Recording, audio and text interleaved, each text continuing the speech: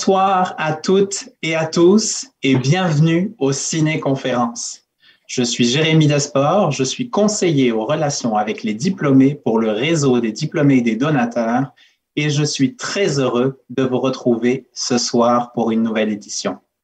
Cette année encore, dans le cadre de la Journée mondiale de la lutte contre le cancer, nous avons monté cette soirée en collaboration avec l'IRIC pour vous parler du cancer. Souvenez-vous, l'année dernière, à même date, nous recevions le docteur Claude Perrault et son équipe pour parler du cancer chez les adultes.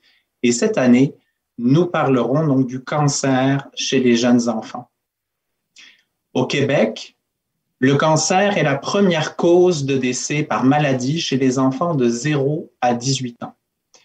Mais grâce à la recherche, on enregistre un taux global de rémission de 80%. Plus le diagnostic est posé tôt, et meilleures les chances sont de pouvoir offrir un traitement adéquat à nos enfants et de leur permettre de s'en sortir. Avec l'intervention d'une équipe multidisciplinaire pour lui donner des soins adaptés et des professionnels de la santé chevronnés pour accompagner les parents dans cette épreuve, tout le monde en travaillant ensemble pour contrer cette maladie. Quelles sont les formes du cancer les plus courantes chez les enfants? Comment la science a-t-elle évolué d'hier à aujourd'hui dans ce domaine?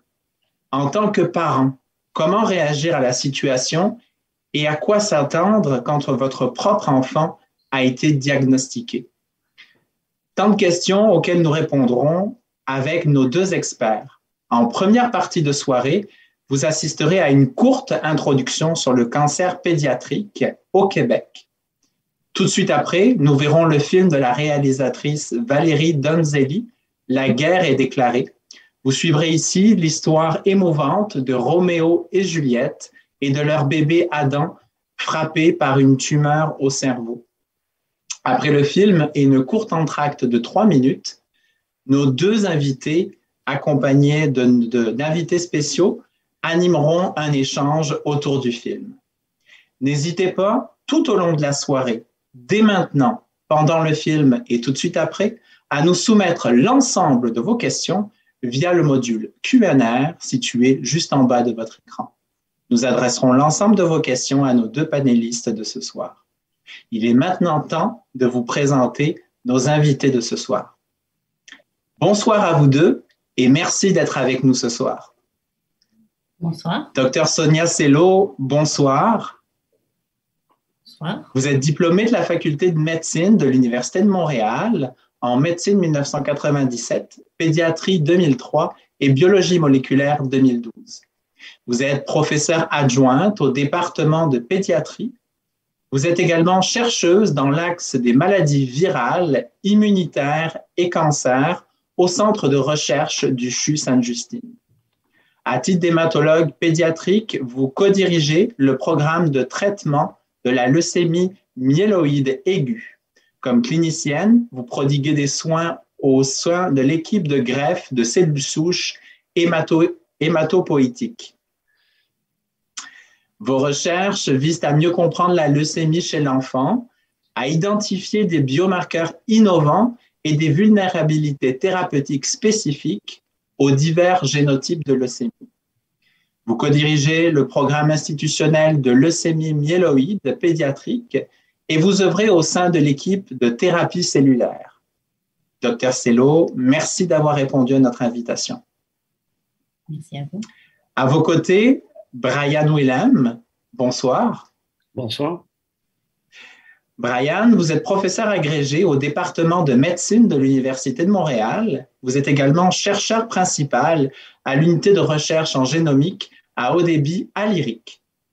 Vous détenez un doctorat de génétique médicale au Terry Fox Laboratory de l'Université de Colombie-Britannique.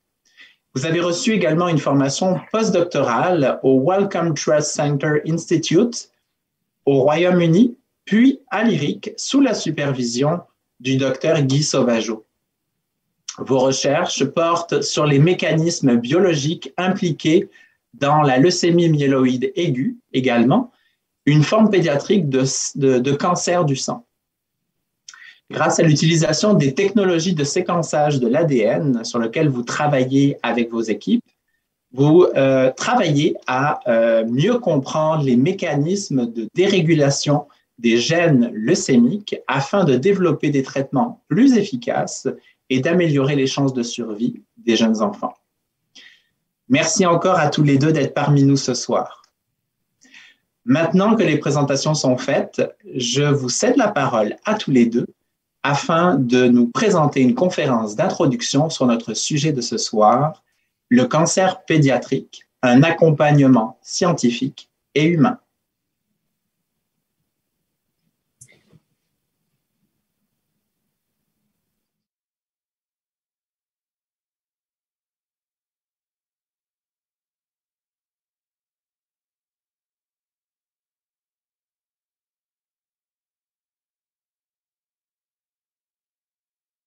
Tout d'abord, j'aimerais vraiment chaleureusement remercier à mon nom et au nom de Brian, en fait, les organisateurs de nous donner l'occasion, en fait, de parler d'un sujet qui est aussi important que le cancer chez l'enfant. Et je voudrais surtout les remercier parce que je trouve que le titre est magnifique. C'est-à-dire qu'il est simple, mais il est très juste. Donc, pour guérir le cancer chez l'enfant, je pense qu'effectivement, il faut un accompagnement qui soit à la fois humain et scientifique. Et en fait, je dirais même qu'il faut qu'on donne le meilleur de l'humain et le meilleur du scientifique, à mon avis, en fait, pour y arriver. Donc, prochaine diapo, M. Guillaume. Voilà. Donc, vive le Zoom, ce n'est pas la prochaine diapo. Donc, ça, c'est parmi la... Ouais. Donc, la prochaine diapo, c'est celle où c'est écrit « Les conférenciers ». Voilà. Génial. Merci beaucoup. Donc, en fait, nous avons été présentés, mais vraiment, ce que je voulais vous dire, c'est qu'on a quand même des conférenciers étoiles avec nous ce soir. Puis ce sont Jennifer et Peter, qui sont des parents partenaires et qui vont partager avec nous leurs réactions en fait sur le film. Et ce sont des parents, les parents d'un charmant enfant qui s'appelle Easton et qui a été diagnostiqué en très bas âge avec justement une leucémie myéloïde. Prochaine diapo, s'il vous plaît. Alors ça, c'est un dessin que Brian a fait. Non, je blague. Donc, souvent, on entend les gens dire que ça prend un village pour élever un enfant, pour lui permettre vraiment de s'épanouir pleinement. Et souvent, quand on nous demande si on avait une phrase là, pour résumer ce que c'est que de travailler dans le domaine, en fait, des enfants qui sont atteints de cancer, je vous dirais que la première phrase qui me vient à l'esprit, moi, c'est vraiment de dire que ça prend un village pour guérir ces enfants-là. Donc, c'est une maladie qui est complexe, qui requiert aussi des soins adaptés. Et vraiment, je pense qu'il faut absolument un village pour y arriver. Alors, prochaine diapo. Et donc, il y a beaucoup de gens qui gravitent autour d'un enfant qui est malade. Ça, je pense que c'est assez évident et intuitif pour tout le monde. Je pense que la chose la plus importante, c'est que la personne qui est vraiment au centre de ce processus-là, c'est vraiment le patient. Et dans le contexte de la pédiatrie, c'est vraiment le patient et ses parents. Donc ça fait un tout. C'est vraiment important d'instaurer un dialogue. Et le dialogue, ce qu'on a appris vraiment avec les années, c'est que pour arriver à prendre les meilleures décisions possibles, il faut vraiment que le dialogue soit dans les deux sens. C'est rarement blanc ou noir, comme dans la vie en général, mais donc, pour bien saisir toutes les subtilités et vraiment arriver à prendre la meilleure décision qu'on peut, c'est vraiment important pour nous que le dialogue soit dans les deux sens. Et je pense que c'est vraiment primordial. Une des choses dans laquelle je suis le plus ravie, c'est que dans les dernières années, finalement, une chose qui s'est vraiment concrétisée, c'est qu'on a mis ça, en fait le partenariat patient-partenaire vraiment au centre de nos activités. C'est devenu une science et on introduit vraiment de façon plus organisée la contribution des parents et du patient, en fait, tant dans la clinique que dans la recherche. Donc, je pense que ça va beaucoup nous aider aussi à mieux guérir nos enfants.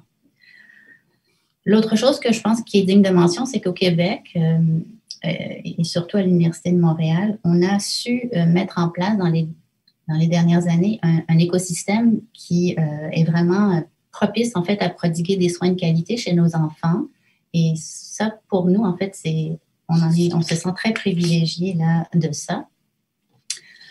Comme vous voyez aussi, il y a beaucoup d'expertise qui gravite autour de l'enfant qui est malade. Et puis, vous voyez que ça va des soins du patient lui-même jusqu'à la science qui est reliée avec ça. Donc, il y a plusieurs dimensions. Donc, il faut nourrir l'enfant, il faut trouver le bon diagnostic, il faut prodiguer le bon traitement. Donc, il y a plusieurs étapes. Et puis tout ça demande beaucoup de gens qui gravitent autour de cet enfant-là. Et l'autre chose aussi, c'est que ça prend des chercheurs également. Donc, vraiment tout le côté humain et tout le côté de la recherche pour arriver à développer vraiment des diagnostics et des traitements qui soient le plus précis possible. Je ne sais pas si on voit autour de ma fleur, il y a comme les gens étaient très nombreux, ça fait beaucoup de pétales, mais il y a deux entités que j'ai mis en jaune volontairement. C'est le bénévolat et la philanthropie, parce qu'une des choses qui nous a beaucoup marqué au courant de notre carrière, c'est qu'il y a beaucoup de gens qui donnent de leur temps et de leur argent, en fait, et de leurs ressources de façon vraiment bénévole. Et ça, en fait, ça s'appelle de la bienveillance. Et pour faire simple, je pense que ça fait des miracles dans le contexte du cancer de l'enfant.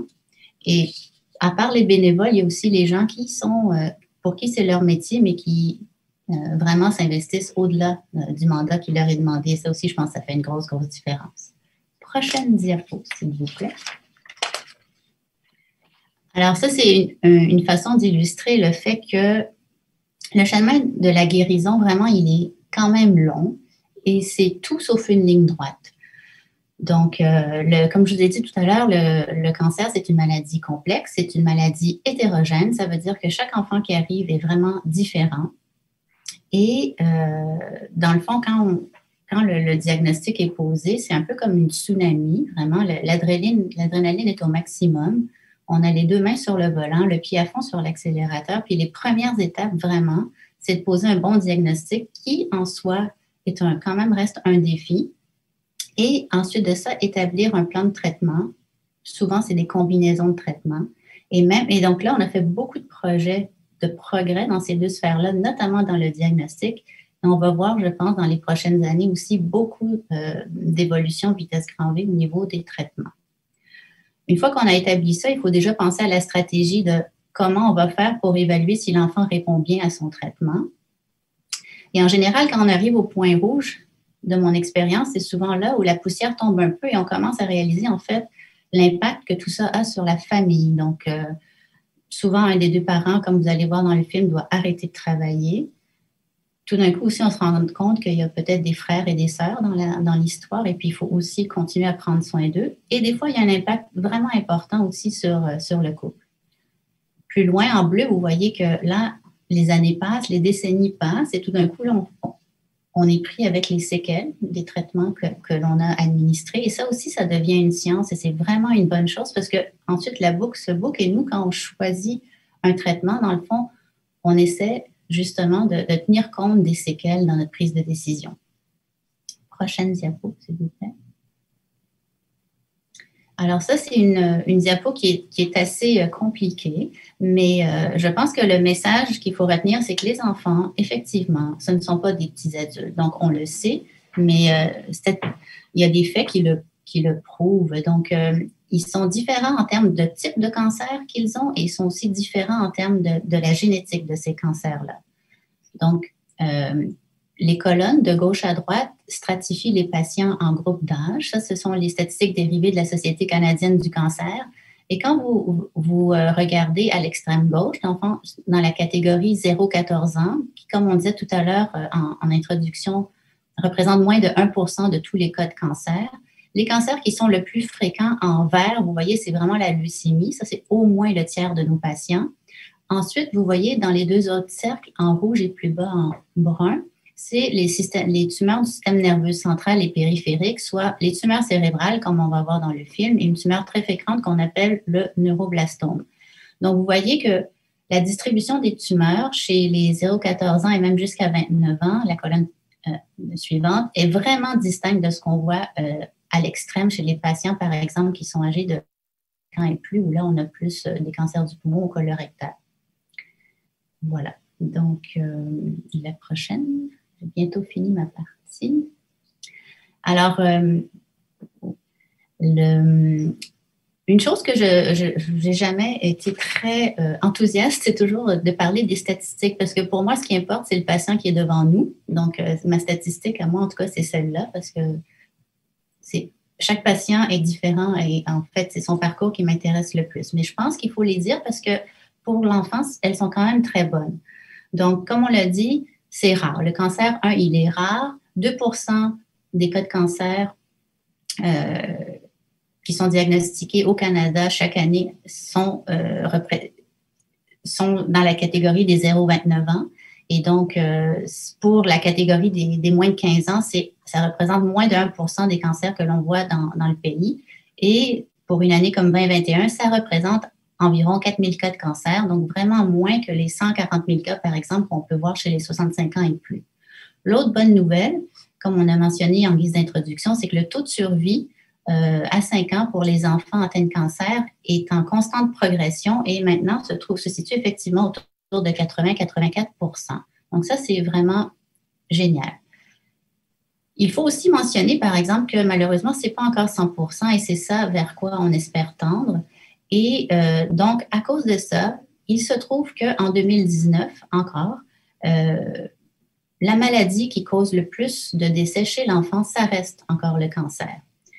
Donc ça, je pense qu'il faut le voir quand même de façon positive. Il faut le voir de façon positive parce qu'à quelque part, je pense que c'est ça qui donne la motivation au village et aux gens qui œuvrent au sein du cancer de l'enfant de donner effectivement le meilleur d'eux-mêmes.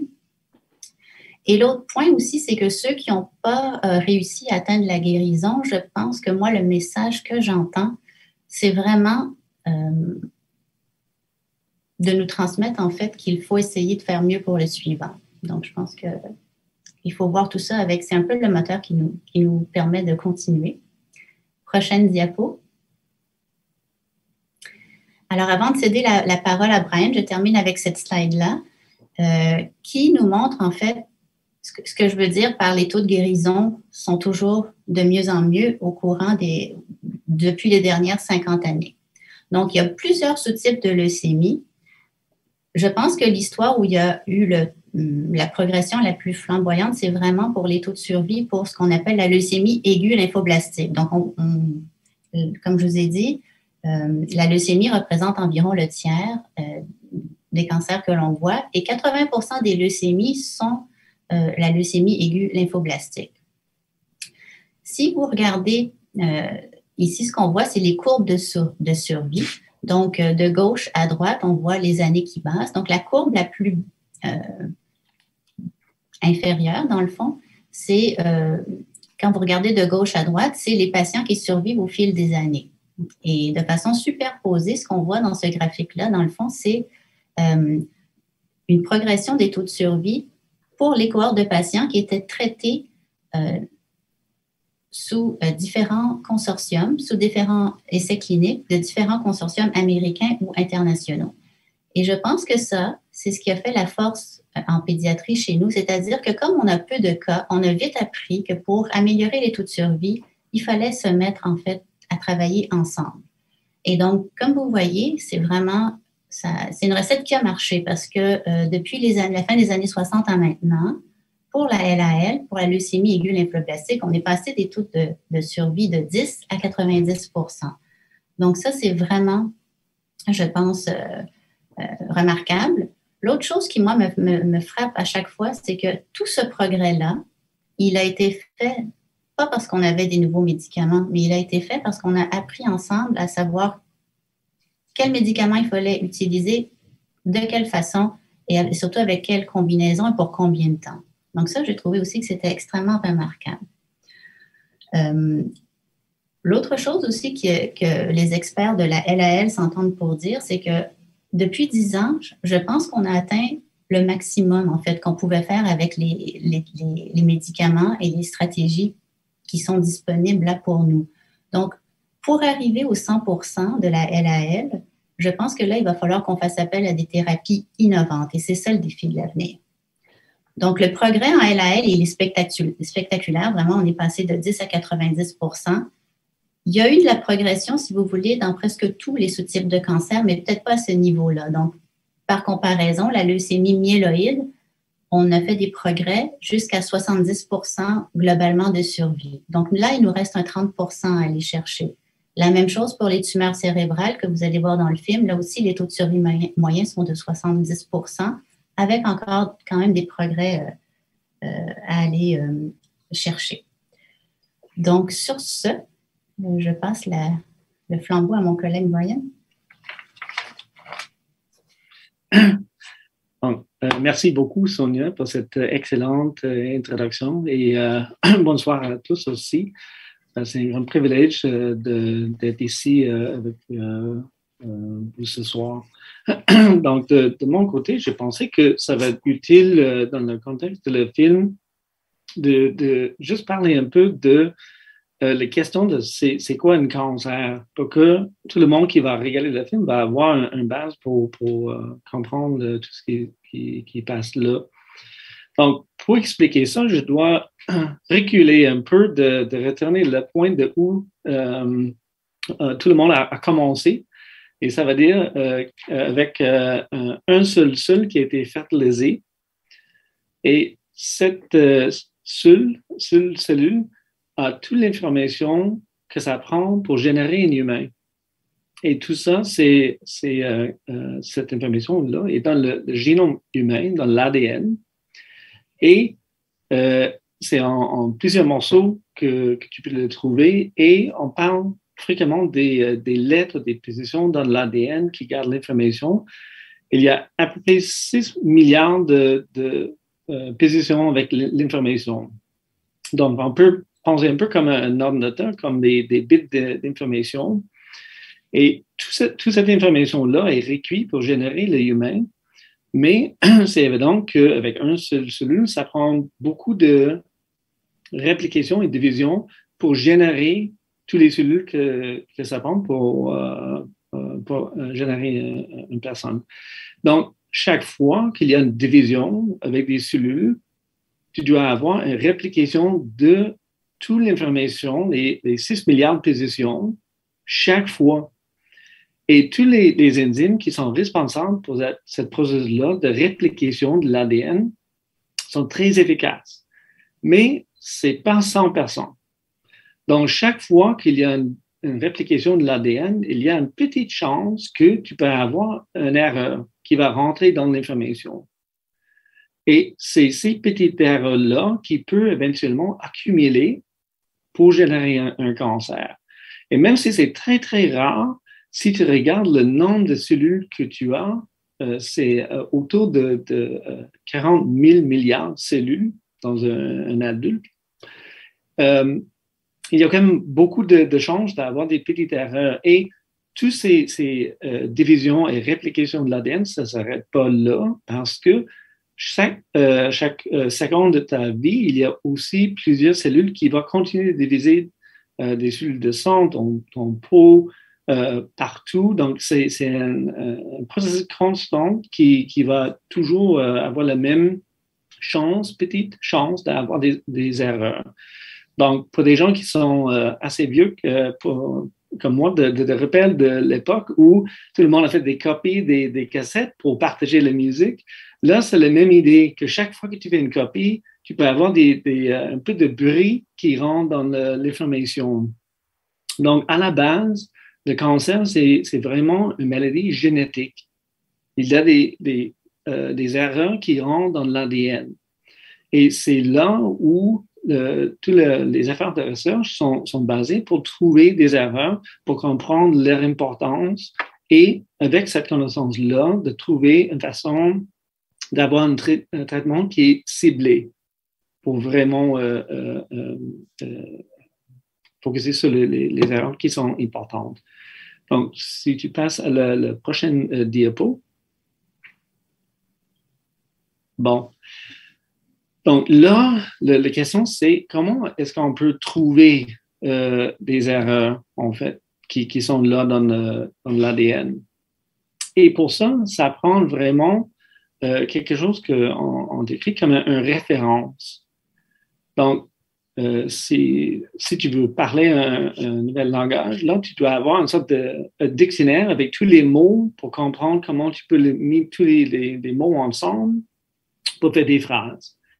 Donc, les cellules fonctionnent dans une façon un peu pareille. Donc, là, on a besoin d'une sorte de référence. Et ça, la première référence était faite en 2000. C'est la première génome humain qui a été séquencée en 2000. Et c'est la première fois que les chercheurs ont une vue globale de toutes les protéines dans toutes les cellules qui sont nécessaires pour générer un humain. Donc, ça donnait vraiment un point de vue très important sur tous les morceaux comme dans une machine qui fonctionnent ensemble. Et c'est très important, mais c'était un projet quand même très complexe. Ça a pris plus que 15 ans avec un coût de 3 milliards de dollars. Il y a des laboratoires partout dans le monde qui ont partagé le travail, en fait, de faire cet effort-là. Donc, c'était vraiment un immense projet. Donc, on est arrivé avec les références, mais là, maintenant, quand il y a un patient qui a atteint d'un cancer, qui rentre dans l'hôpital, qu'est-ce qu'on peut faire pour cette patient-là? Mais en fait, le problème, c'est que pour comparer avec les références, on doit faire plus ou moins la même chose encore une fois, mais spécifiquement pour le cancer de cette patient-là. Ça veut dire qu'on doit générer une autre référence de le génome de le cancer et les comparer avec les références qu'on a déjà générées pour voir c'est quoi les petites différences. Et c'est là le grand défi, parce que quand on parle des lettres, des mots qui sont là, s'il y a 6 milliards de positions avec l'information pour générer un cancer, spécifiquement chez des enfants, ça peut prendre 6 ou 7 erreurs. Juste ça. Dans les 6 milliards de positions. Et chaque patient qui rentre n'a pas la même erreur. Donc, ça peut être une autre 5 erreurs dans des positions complètement différentes. Donc, quand on parle d'une maladie personnalisée, c'est ça la réalité. Les changements qui sont là dans l'ADN, le cancer, sont toujours différents entre tous les patients. Et là, tu peux imaginer le niveau de complexité d'une casse-tête que ça peut faire, malgré le fait que tu as l'information de plusieurs patients, le changement dans le génome dans le cancer. C'est complètement impossible de comparer un patient contre l'autre. Tu peux voir des différences, des changements qui sont plus ou moins là dans plusieurs patients, mais il n'y a rien qui est toujours là. Donc, c'est vraiment un défi. Mais grâce à les nouvelles technologies qui étaient établies, le problème technique d'avoir le génome d'un patient, là, on a complètement enlevé ce problème-là. Avec la nouvelle technologie, on peut générer le génome dans un jour. C'est pas croyable la différence que ça a fait avec la façon qu'on peut diagnostiquer des patients. Et tout ça, ça a arrivé assez rapidement. Donc, si tu peux avancer à la prochaine diapo, là, tu vas voir une sorte de chronologie pour le dernier, comme 20 ans, là. Donc, j'ai mentionné la première référence pour la séquence humaine qui a été publiée, c'était en 2000. Et tout de suite après, il y a le développement des nouvelles technologies de séquençage de l'ADN de haut débit. Je ne vais pas parler les détails de ça. On peut juste imaginer que c'est une boîte magique, on a mis l'échantillon dedans et le lendemain, ça sort avec les données de le génome. Mais là, ça arrivait en en 2005, c'est où la technologie a été établie dans quelques centres dans le monde, là. Et juste après, c'était déjà en train d'être utilisé pour les échantillons des patients qui ont atteint de cancer pour trouver des mutations qui étaient là. Il y a quelques projets qui sont notés là, qui a vraiment commencé l'effort chez des enfants pour trouver toutes les mutations, toutes les erreurs qui peuvent être là, pour faire une sorte de référence de tous les problèmes qui peuvent arriver. Et avec toute cette information-là, on était capable de commencer de trouver des nouveaux médicaments qui peuvent cibler des erreurs, spécifiquement des erreurs qui sont là dans les tumeurs, et pas juste donner quelque chose qui va bloquer la croissance de toutes les cellules dans le patient, n'importe quelle, si c'est des cellules cancéreuses ou des cellules normales. Donc là, dans les derniers 15 ans, je veux dire, toute cette technologie-là a été utilisée dans un contexte de recherche pour trouver des choses, mais plus récemment, c'est aussi noté que cette technologie-là est en train d'être implantée directement dans les cliniques, dans le réseau québécois de diagnostic moléculaire. Ça va donner tous les médecins partout au Québec l'accès à cette technologie-là pour avoir la possibilité de faire un diagnostic très rapidement pour chaque patient, comme un standard pour le traitement pour tous les gens qui rentrent. Il y a quand même du travail à faire pour mettre ça en place, pour gérer toutes les données que ça va générer, parce que ça génère beaucoup de données, et de trouver les choses qui sont vraiment importantes pour chaque patient. Mais c'est vraiment incroyable que ça a déjà été en train d'être mis en place dans les cliniques. Donc, là, tu vas voir avec le film, c'est quand même un film récent, mais ça date de 2011, je pense. Ça ne va pas capturer tous les changements qui a vraiment arrivé dans les dernières 10 ans, là. Mais là, on peut discuter peut-être les détails de ça un peu plus tard, mais je pense que le cœur de le film, là, ça reste quand même très, très pertinent. Donc là, je vais finir à ce point-là et je vais retenir la parole à Jérémy. Et je vais t'en... Bon retour parmi nous. J'espère que vous avez apprécié le film, un film vraiment touchant, même si la fin est quand même assez heureuse. On assiste quand même à une expérience assez douloureuse pour les parents. Donc, on comprend que c'est difficile pour les enfants, mais ça l'est tout aussi pour les parents et vous allez pouvoir en juger par vous-même avec justement donc, la suite de la soirée. Nous avons justement des invités ce soir qui ont accepté de nous partager leur expérience. Donc, sans plus tarder, je passe la parole donc à Dr Sello pour pouvoir justement vous présenter nos invités de ce soir. Alors, ben, moi, en fait, je serai brève parce que je pense qu'on est très content qu'on apprécie vraiment que les parents de Easton, c'est-à-dire Jennifer Liddy et puis Peter Thompson, ont accepté en fait de venir partager leur impression. Donc, peut-être juste pour briser la glace un peu, je peux vous dire quelques mots sur Easton, qui est maintenant un garçon... qui a toujours été d'ailleurs un garçon exceptionnel, mais qui a maintenant 3 ans et demi. Nous, on a connu Easton, à vrai dire, à l'âge de 3 mois, où on a mis en évidence chez lui une leucémie, ce qu'on appelle une leucémie du nourrisson. Ça, c'était en 2019, et c'était à l'époque où, en fait, on avait accès aux analyses génomiques pour nous aider un peu dans le diagnostic, entre autres, et... les parents de Easton ont accepté en fait de faire partie de cette étude-là, puis on a essayé de comprendre le mieux qu'on pouvait sa leucémie. Et donc, ça nous a permis de suivre du mieux qu'on pouvait en fait les traitements pour Easton qui ont commencé par de la chimio. Il y a eu, je pense, beaucoup de discussions entre les parents et nous, toute l'équipe de greffe et l'équipe de leucémie. Donc, après quelques cycles de chimio, on a senti que peut-être le mieux pour Easton, c'était de procéder à une greffe. Donc, on a procédé à l'âge de 10 mois à une première greffe pour Easton. À ce moment-là, on avait pris une unité de sang de cordon.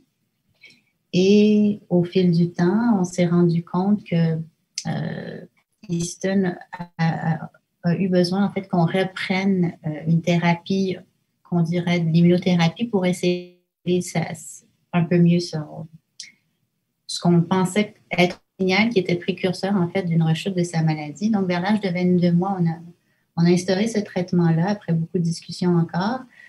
Finalement, vers l'âge de 2 ans et demi, donc l'année dernière, on a dû recommencer les traitements, effectivement.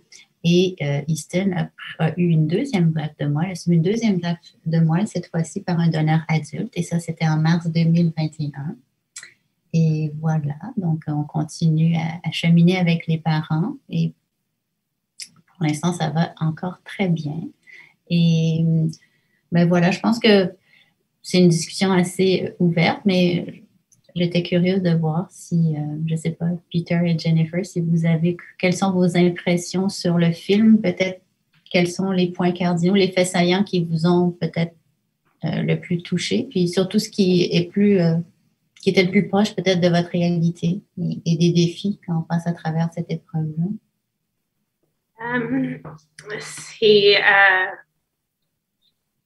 J'essaie de trouver les mots un petit peu. C'était un petit peu différent, le film, parce que nous autres, on était chanceux d'être avec notre fils tout le long. Pendant le film, j'ai vu que les parents, ils étaient pas là tout le temps. Je sais pas, ça, c'est juste mon impression.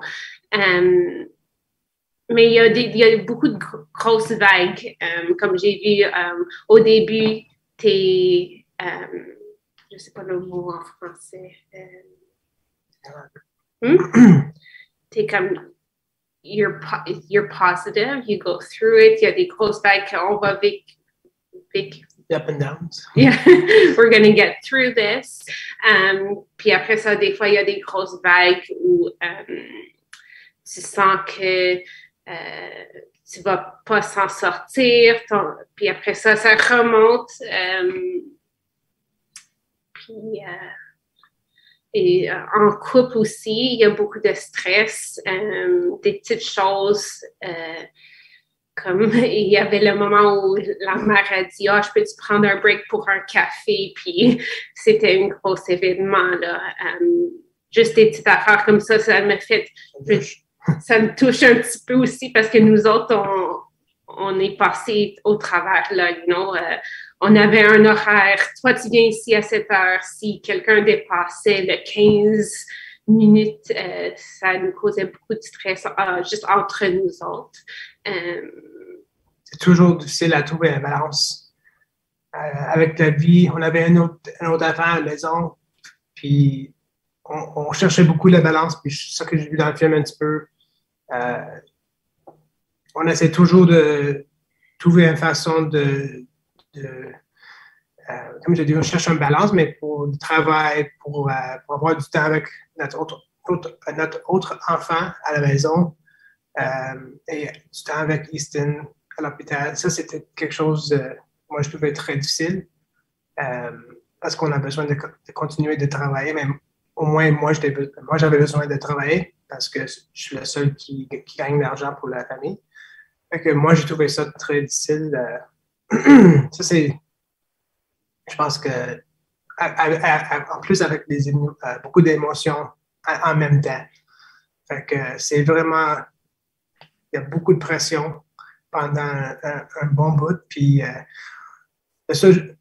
avec tout ça, en même temps, il y a beaucoup de gens, beaucoup de personnes, les infirmières, les docteurs à l'hôpital qui sont incroyables, donnent beaucoup de support, puis donnent des outils pour tools to know how to deal with it. On dit toujours une étape à la fois, un jour à la fois. Puis c'était vraiment des bons advice. Mon avis. c'était comme les gros défis. C'est comme au début, Peter, il était en train de changer de carrière. Alors, ça, c'était un gros stress. Alors, il a fallu de pas travailler pour 2 mois au moins. 2-3 mois. 2-3 mois.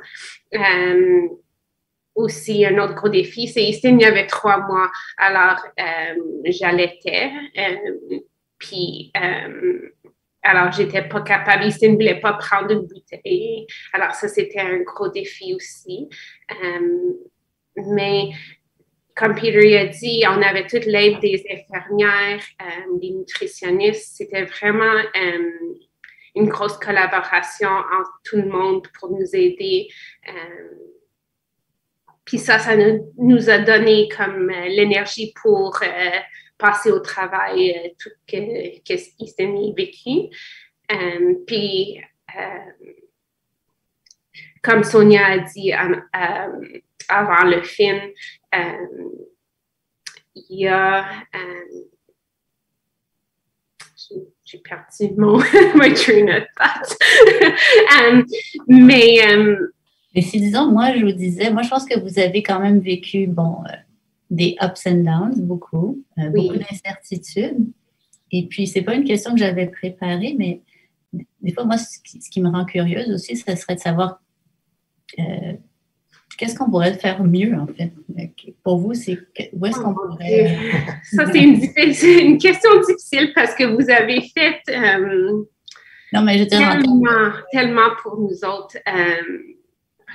Mais peut-être dans l'avenir, ce que vous voyez comme défi ou comme qu'est-ce que vous souhaiteriez? C'est difficile à répondre, probablement. Il y avait beaucoup, mais en même temps, il n'y a pas vraiment des choses que... Il n'y a pas beaucoup de choses qu'on peut changer. Même, en fait, moi, j'ai trouvé qu'il y avait beaucoup de support pour nous. Même si je regarde à l'arrière, j'ai pas de plainte. Je pense pas à beaucoup de choses parce que c'est pas là que notre focus. On pense toujours à Easton. Alors, pour nous, on pense pas à nous. Mais je peux dire quelque chose qui nous a aidés, puis qu'est-ce que était super bon, c'est qu'on a la deuxième greffe, parce que Easton était spécial. On a rencontré avec plusieurs docteurs, on a eu beaucoup d'opinions chez Sick-Kids, Saint-Justine, puis tout le monde avait des différentes opinions, mais ça nous aidait. Puis ça aidait aussi que tout le monde connaissait Easton depuis qu'il était 3 mois. Alors, tout ensemble, comme équipe, on était capable de faire la plus bonne décision pour lui. Mais ça c'était un gros confort pour moi et Peter, c'est avoir les rencontres avec les docteurs. Même notre infirmière était la meilleure infirmière. She was amazing. Elle savait Easton, puis elle était capable des fois quand je pouvais pas sortir mes mots, elle était capable de parler avec les docteurs ou trouver une réponse pour moi, même si elle n'avait pas de réponse. C'était vraiment juste toute une gros équipe puis, je dirais pas changer ça, mais le garder. Ça, c'était vraiment quelque chose qui... Ce que vous décrivez, là, Jennifer, oui, c'est le rôle, en fait, de l'infirmière pivot. Oui. Oui. Et puis ça, c'est quelque chose qui est bien ancré dans notre pratique. Et puis, donc, c'est une infirmière et les parents, en fait, ont toujours... c'est vraiment leur point de référence, leur point d'ancrage. À chaque fois qu'ils ont une question, dans le fond, ça passe par on pouvait envoyer un courriel, puis on a une réponse assez vite. Je trouvais ça quelque chose... oui, je dirais l'infirmière pivot, c'est vraiment... c'est vraiment important. Puis je dirais même jusqu'à aujourd'hui, on est encore en contact avec elle. Puis elle est une grosse partie de notre vie. Je dirais comme c'est notre petite famille. Easton va à l'hôpital puis il cherche pour tous ses amis. Non, c'est ça. Je pense que ça aide peut-être à diminuer le stress parce qu'au moins, vous savez toujours, vous n'avez pas à... Ouais, ça, je pense aussi que ça a été une très bonne addition, en tout cas, à notre équipe, là, ce rôle-là. Oui. Une autre chose, je viens de penser aussi, c'était des bénévoles qui nous aidaient beaucoup. Juste pour prendre, même si c'était juste 15 minutes, 30 minutes pour aller prendre un café, un douche, n'importe quoi, juste une autre paire de mains pour nous aider pendant un petit bout, c'était vraiment quelque chose qui était important aussi. Puis, ben, juste pour finir aussi sur le point précédent que vous avez soulevé, c'est que je pense que en pédiatrie, peut-être on l'avait depuis un certain temps, mais ce qui est vraiment aidant pour nous, c'est quand on peut aussi être transparent, quand on peut dire aux parents, ben voici, ça c'est les limites de nos connaissances, et voilà, on a besoin d'aller chercher, nous aussi, l'avis de tous les experts à travers le monde avant de prendre une décision, et c'est ça, pour nous aussi, c'est facilitateur d'être capable de leur donner toujours leur juste et de savoir en même temps que nous, en fait, où on est rendu. Voilà. Donc, je pense que ça aide aussi à la prise de décision, d'être capable d'essayer de leur donner l'heure la plus juste possible en temps réel. Ouais. Donc, ça, c'est... I'll make a comment on that, mais je vais dire en anglais parce que I don't want to make sure I say it right. That's something I really appreciated was the transparency amongst all the doctors. I thought that was, I think that most of my impression would have been that maybe, there's a lot of stuff that gets discussed behind closed doors and then, something is brought to you as a parent. I felt that we were part of the discussions and I really appreciate that because I'm very curious by nature and I would want to know what's going on. And if I ever felt that I wasn't getting some information, this would make me nuts. So I was really happy to get that kind of, opportunity to discuss with doctors live and come to a decision for Easton. Je ne sais pas si à ce point-ci, vous voudriez qu'on demande... Je ne sais pas. Jérémy, est-ce que vous vouliez intervenir ou que... Non. Sinon, j'aurais eu tendance à... Moi, je me permettrais peut-être d'intervenir parce que je trouve très intéressant le fait qu'on parle de notion de patient partenaire, de parent partenaire. Je trouve que c'est très intéressant que les gens comprennent bien justement qu'est-ce que ça implique. On a parlé justement de l'accompagnement, comme vous disiez, donc de l'infirmière pivot qui vous a vraiment, qui vous outillait, qui vous permettait justement d'avoir un lien direct avec les spécialistes, avec Sonia et puis les autres médecins qui vous ont appuyé donc dans le traitement d'Easton. Vous aviez parlé aussi des bénévoles qui vous permettaient de pouvoir souffler, d'avoir un relais, de pouvoir aller boire un café, d'aller vous dégourdir un peu les jambes. Mais vous avez aussi parlé de l'aspect de pouvoir discuter directement avec les spécialistes et de pouvoir faire partie prenante de la conversation. Moi, la question que j'aurais envie de vous poser, c'est comment a été en fait votre compréhension de toute la terminologie médicale, parce que je pense qu'il y a beaucoup de termes qui sont assez difficiles à comprendre. Donc, comment ça s'est passé de votre côté? Comment on vous a épaulé pour que vous arriviez à vous retrouver dans les méandres justement du vocabulaire et du jargon médical? Ah, ça c'est une bonne question. Moi puis mon père, on discutait ça l'autre journée.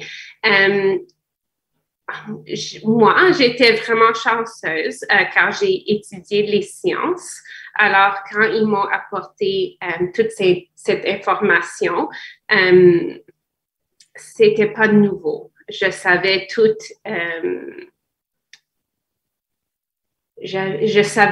la terminologie. Je dirais plus peut-être mon mari peut répondre à celui-là parce que c'était plus facile pour moi.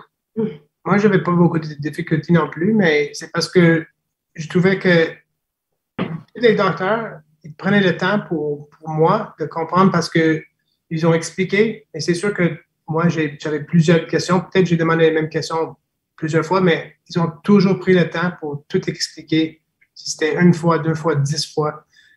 Et après ça, moi, je dirais que j'étais toujours bien informé et je comprenais toujours toutes les terminologies et tous les traitements. J'étais jamais, I was never in the dark. I always understood.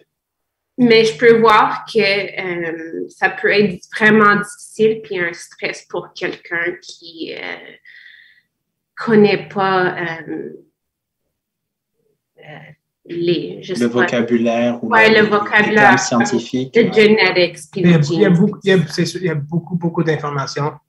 Je pense que aussi on était à l'hôpital beaucoup, fait que éventuellement tu t'apprends et ça rentre dans la tête.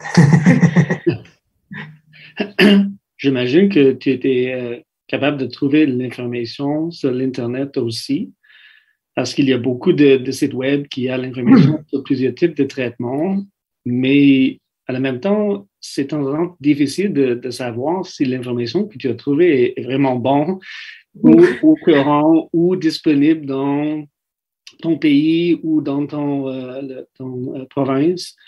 Donc, c'est une ressource, mais je pense que ça peut être difficile peut-être de temps en temps de trouver l'information le plus pertinente. C'est très bon si tu as eu l'expérience d'avoir la transparence avec tous les médecins avec lesquels tu as interagi.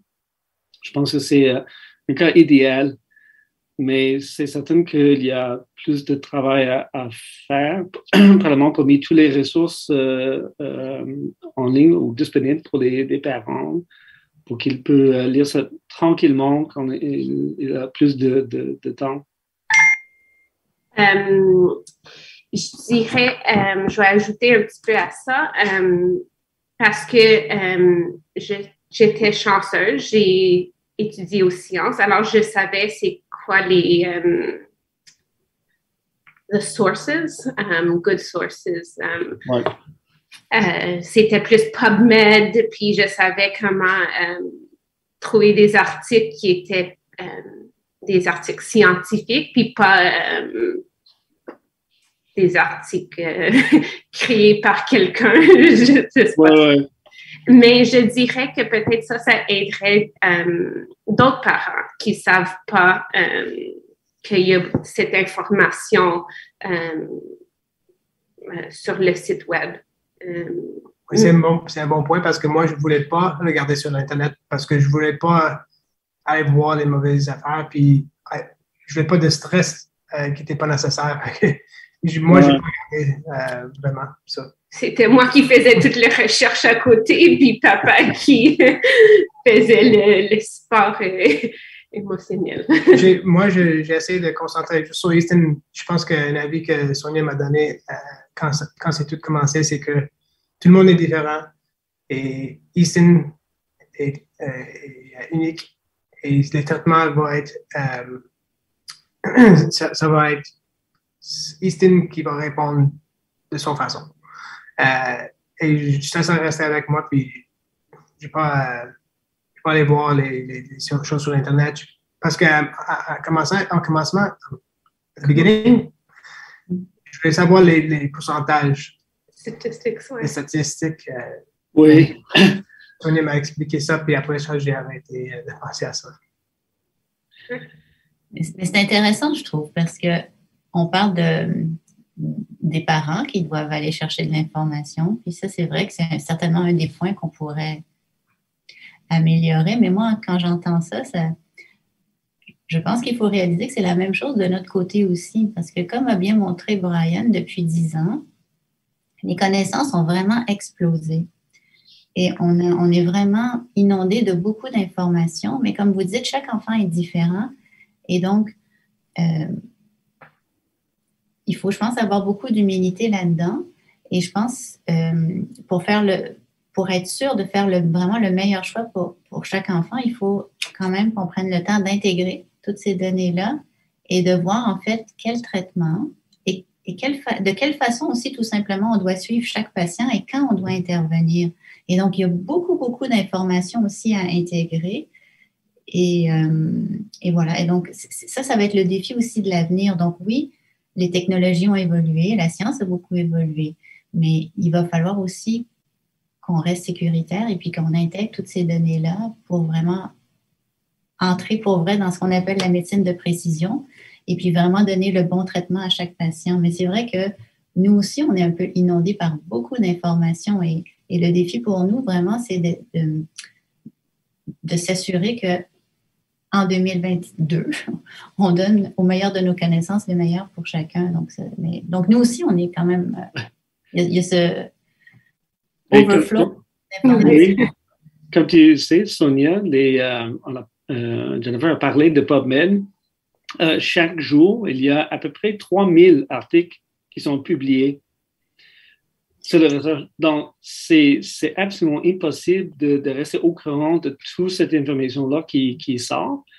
Donc, ça prend vraiment des nouvelles outils avec l'intelligence artificielle pour nous aider de trier toute cette information-là pour trouver des choses qui sont le plus pertinentes.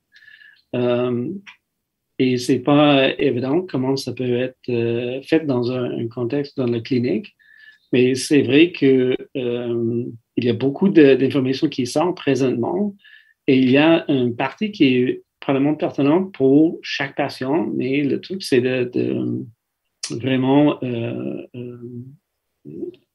l'analyse de ces données-là pour trouver des choses qui sont importantes. C'est à part des outils technologiques.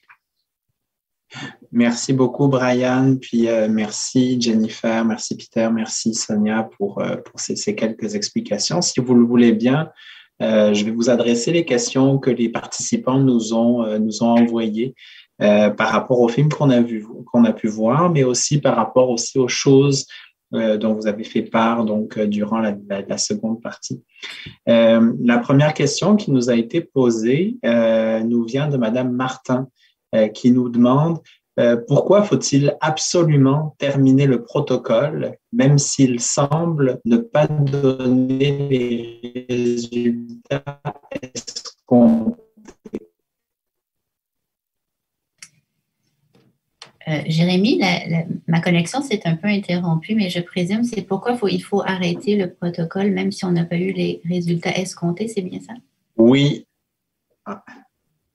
Voulez-vous que je réponde à ça? Je pense que c'est le meilleur placé pour ça. Oui, donc oui, c'est exactement ça. Ben, en fait, je ne peux pas dire que c'est quelque chose que nous, on vit. Donc, oui, nos enfants sont enrôlés dans des protocoles de recherche parfois, en fait, le plus souvent. Donc, à vrai dire, par rapport aux adultes, on a entre 75 et 95 % de nos patients qui sont tous enrôlés dans des protocoles de recherche, dans des consortiums internationaux. Et effectivement, il y a là-dedans des protocoles qu'il faut respecter. Mais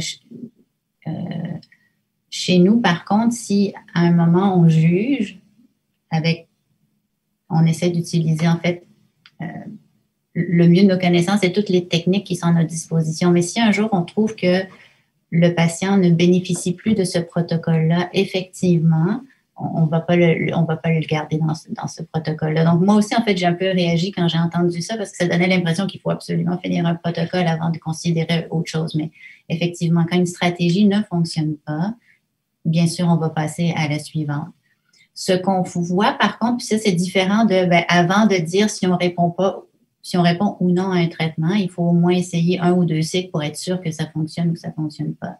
Donc, c'est sûr qu'il y a cet aspect-là aussi, mais clairement, on n'est vraiment pas tenu de continuer de poursuivre sur une route si on voit que les résultats ne sont juste pas là.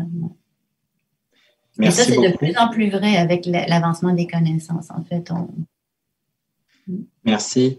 On aurait une question maintenant pour Jennifer et Peter qui nous vient donc de la part de Madame Ilinka. J'espère que je le prononce bien. Elle vous remercie déjà donc de votre présence ce soir. C'est très apprécié. Et la question est la suivante. Quelle est la chose la plus importante que les membres de l'équipe soignante peuvent faire pour aider les parents dans cette épreuve? Moi, je dirais communication. Oui, ça c'était une grosse. Il y avait des moments où Easton avait besoin des changements de couche chaque 2 heures, puis c'était difficile parce qu'il dormait pas. Alors, moi, je changeais les couches, puis après ça, une autre infirmière 15 minutes plus tard changeait sa couche, puis on n'avait pas une bonne communication.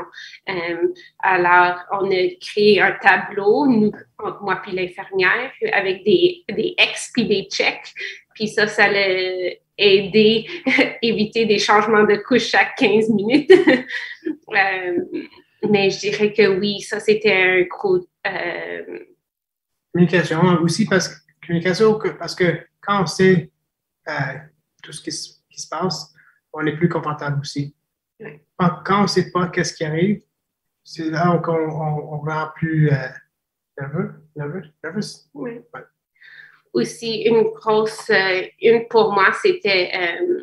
je ne savais pas at the time, mais j'avais beaucoup d'anxiety. Puis des fois,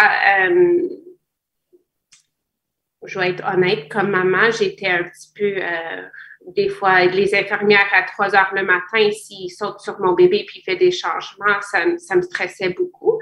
Alors, juste une communication entre la maman ou la personne qui dort la nuit, ça m'aidait pour my anxiety. Parce que sinon, comme maman, tu dors, puis 30 minutes plus tard, il y a quelqu'un dans la chambre qui donne des médicaments et il fait beaucoup d'affaires que tu ne sais pas qu'est-ce qui se passe. Alors, juste vraiment la communication, c'est super important. Et puis aussi, juste, je ne sais pas le mot en français, but empathy. Empathy. De l'empathie. Oui, c'est ça. Parce que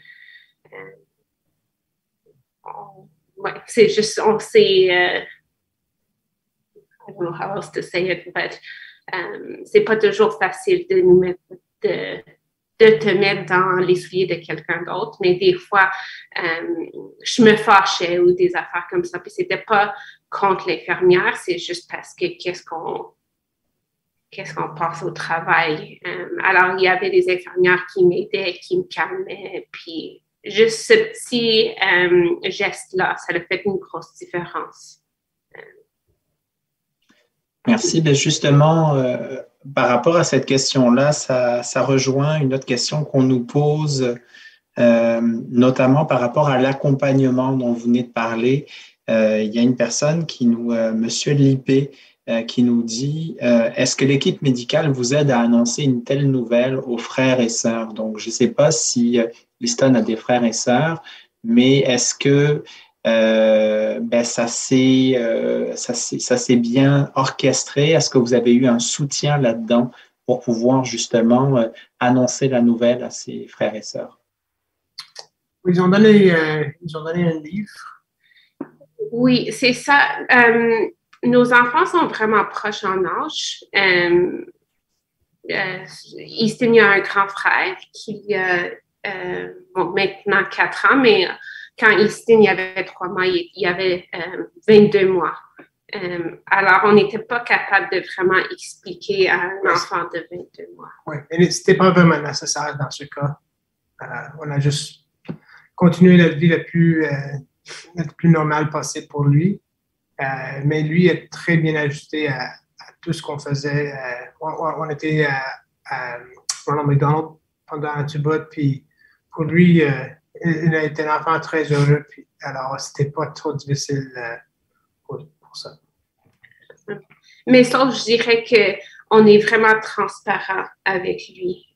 Oui, oui, c'est ça. Mais la deuxième fois, avec le rechute, on a parlé plus avec Alice, son frère. Puis aussi, on a eu un livre que quelqu'un à l'hôpital nous avait donné. Oui, oui. Pour essayer d'expliquer tout ce qui s'était passé. Mettre des mots sur ce qui se passe. Oui. Oui. Parce que des fois, il n'aimait pas ça que maman et papa n'étaient pas toujours là.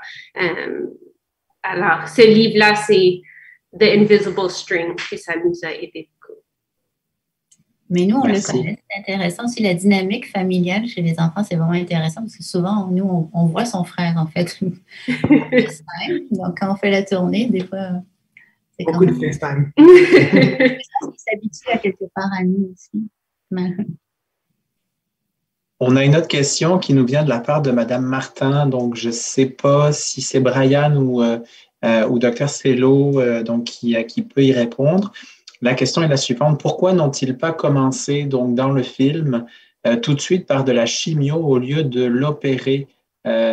Puisqu'on nous dit donc on a dû donc attendre d'avoir 6 ans et plus. Pour la radiothérapie? On demande pourquoi on n'a pas commencé tout de suite la chimio au lieu de l'opérer. En fait, c'est parce que donc, le type de tumeur que l'enfant présentait, en fait, on a compris, moi, je comprenais qu'au début, je pense que le diagnostic retenu était celui d'un méduloblastome, mais finalement, ça semble être, quand ils ont revisé et selon l'évolution, on a compris que c'était plutôt une tumeur rhabdoïde. Et c'est des tumeurs, en fait, qui, à la présentation, sont souvent très volumineuses. Donc, c'est quand même des grosses masses qui poussent quand même assez rapidement aussi. Et donc, juste par l'ampleur de la masse, en fait, la grosseur, il faut d'abord réduire le volume de la tumeur et pour augmenter les chances de guérison, en fait, en laisser le moins possible sur place.